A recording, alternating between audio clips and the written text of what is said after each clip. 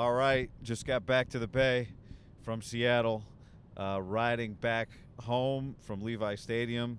Plane got back around 8:30, and long weekend, but a lot to talk about from this game. So I just want to hit a few quick highlights. Busy weekend for me. Went from Penn State Saturday.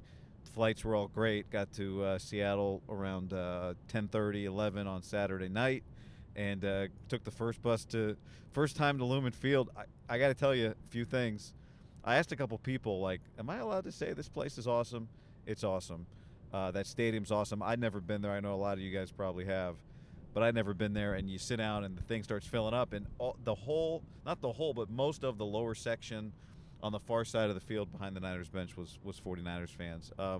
That felt like the kind of game the Niners found ways to lose last year. And I think it might be a precursor for the type of year that it's going to be, just in the sense that you're going to have to win those games. Grindy kind of, I kind of felt like classic older Seattle games, but like the classic Seattle Niner games when neither team was quite ready to win a championship. But we'll see. I think that team can really rush the passer, and Jackson Smith and Jigba's really good. That game, if they have Geno and DK, might go a different way, but they don't have Geno and DK. Jackson Smith and Jigba ate them up, but the Niners made some key defensive plays when they had to.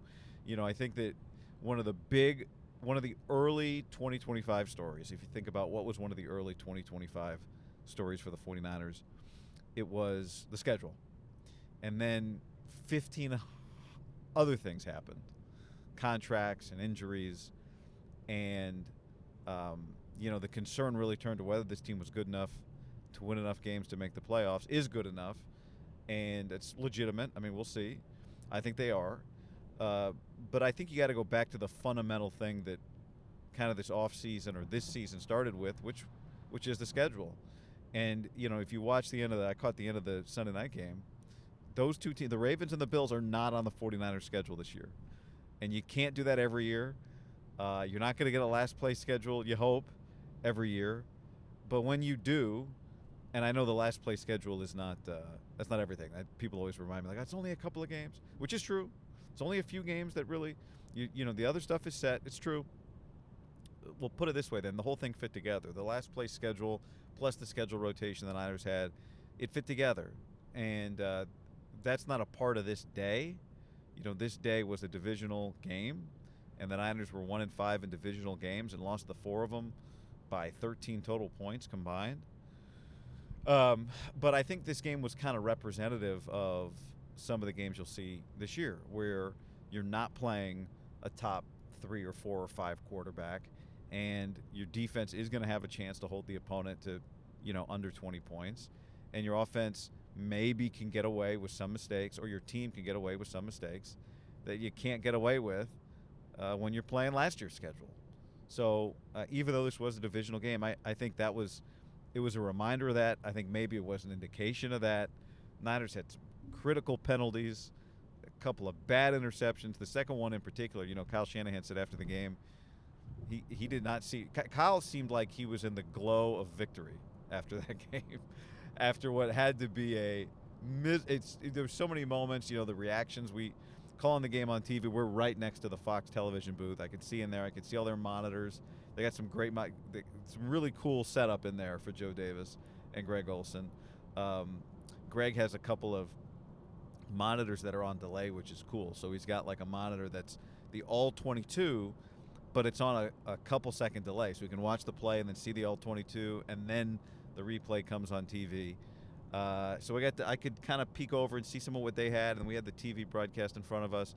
And so we saw Kyle Shanahan's reactions after the 27-yard missed field goal, the Moody, and then the blocked field goal. I couldn't believe when they blocked that field goal. I should mention, a lot of you know this, I called my first 49ers game on the radio today with Tim Ryan, and we had a great time. It was fun. It was a lot of fun. Filling in for Greg Papa today. But, by the end, it just felt like the margin's so thin. However, you got to win it, and Kyle Shanahan understands that very well. But anyway, I said all that. That started because I was talking about Brock's second interception. The first one, he's trying to layer a throw. Sometimes you land the throw, and sometimes you don't land the throw. But the second one I thought was a wild decision. Um, and against the best teams in the league, I think you can't get away with that and win. And with so many of these games early in the year on the road, and you're waiting until the midway, whenever it is Brandon Ayuk's going to come back. You hope. There's been this kind of theory that some people have, which I think it's a good theory. I'm not knocking it. I'm just acknowledging that I'm not originating it, that it's a thing that's out there. That this team will, improve as the year goes on because of youth. I think there's something to that. Upton Stout felt like got better as the game went along. He had a tough matchup today. Marquise Siegel made some plays. Marquise Siegel 6 tackles, second on the team. You don't always want your safety, but to be near the top in tackles. But Fred Warner played big, and Nick Bosa played big. So, we'll see. I haven't watched the tape back. I'll be interested to watch it back and watch Michael Williams back. But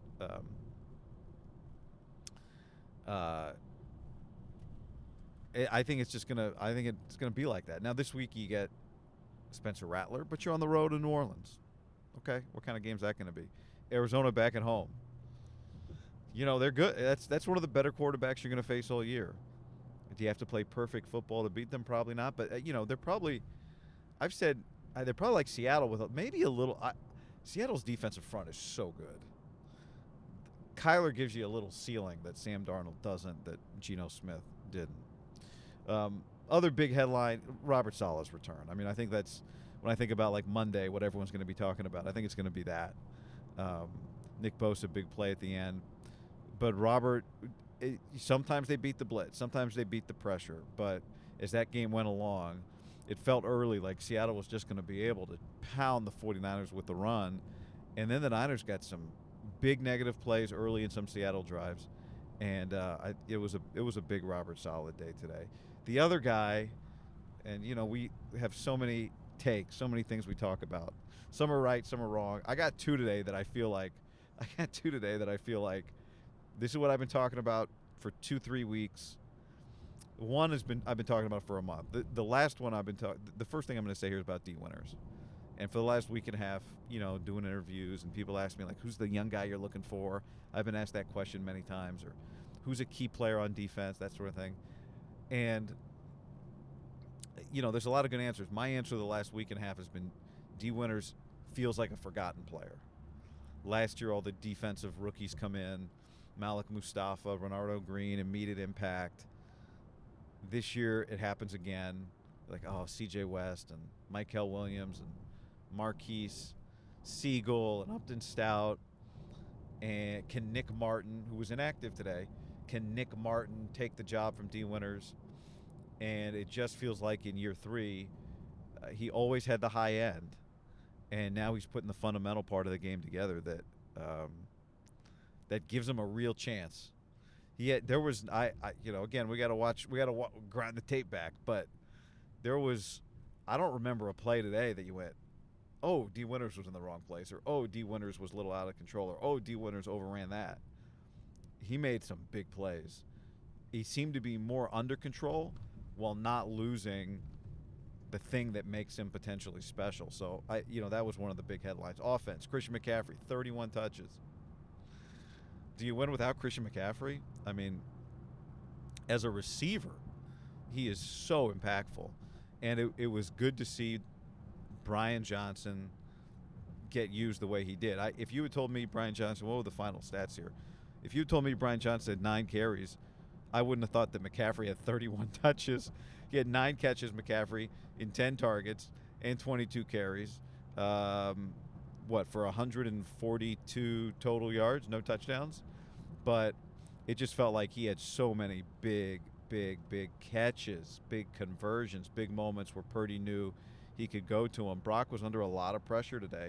I don't have it in front of me on the move here, but on the plan, I saw some next-gen stat that was Purdy under the most pressure, or maybe the best completion percentage under pressure today, or something like that. He was under a lot of heat.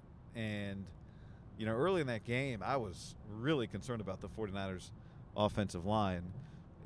Maybe you take some solace in the fact that that's just a really good Seattle front and a really good defensive coach, and you're not going to see that every week. But Purdy did not have a lot of great pockets in the first half. Felt like in the second half it got a little better in some key spots. But this is a point about McCaffrey first. Like Christian,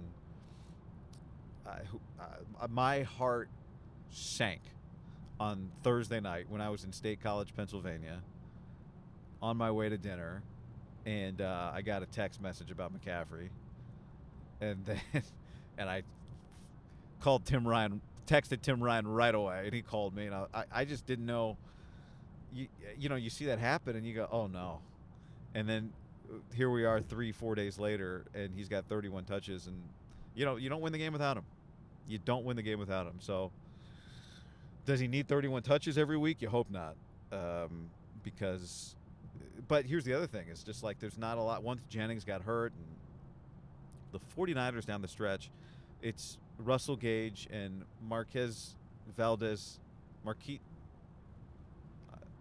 Valdez-Scantling, and Luke Farrell, who's never caught a touchdown pass. First of all, the Niners' only touchdown pass for most of the game was to the tight end George Kittle, and then Kittle goes out, and all they have left are two tight ends who have never caught a pass in the end zone. Luke Farrell's never caught a touchdown pass. Jake Tonjes has never caught a pass. Jake Tonjes hasn't been targeted in 2 years. He had one target in his career. It was in September of 2023. And he caught 3 passes on the game-winning drive. I mean, that's ridiculous. I thought he was I don't want to. So what I said on the air was, and I don't know that I was great today. We're having fun though. But what I said on the air was, it wasn't the catch, but it sure was a heck of a catch, because it just felt. Of course, it's not Dwight's catch, and it's not the catch too. Of course, that goes without saying. But I'm going to say it, because if I don't say it, people will be like, "Why? How could you say that?"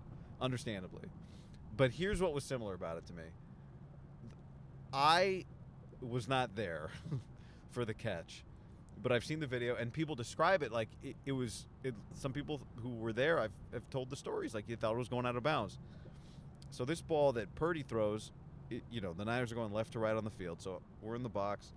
It's the play is coming to the near side end zone to where I'm calling it, and there's a post there and a window. The 49ers coaches are in the next box over, and that play took forever, and Brock lets it go, and I thought it was going out of bounds, and then I thought it was getting intercepted, and I thought those were the only two things that were about to happen.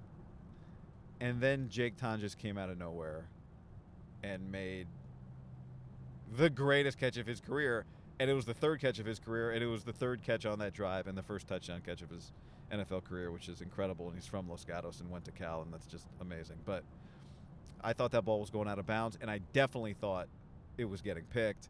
And then Tonjes came out of nowhere. So an incredible highlight. An incredible highlight. And then the other thing, I mentioned the D winners. The other thing that I felt like we were right about a lot was Ricky Pearsall. Ricky and Brock having a connection. I think that second interception might have been because Brock really trusted him. Maybe, if you're going to give Brock any grace on that one, it would just be that, and I haven't watched the All-22 yet, but Tim said that Marquez Valdez-Scantling was wide open on the other side of the field.